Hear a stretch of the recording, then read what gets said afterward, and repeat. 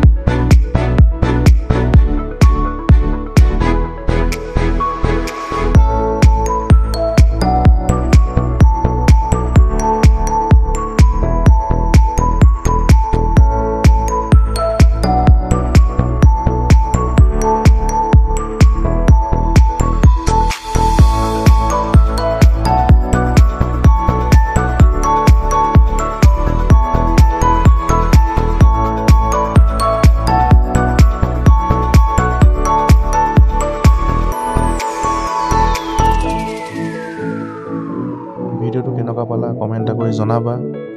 তো ভিডিঅ'টো বেছি দীঘল নকৰোঁ, তো ইমানতে সামৰণি মাৰিছোঁ। অন্য এটি ভিডিঅ'ত আকৌ পুনৰ লগ পাম বুলি আশা ৰাখি আজি ভিডিঅ'টো ইয়াতে সমাপ্ত কৰিছোঁ। তো ইমানখন সময় দিয়াৰ বাবে আপোনালোকক বহুত বহুত ধন্যবাদ।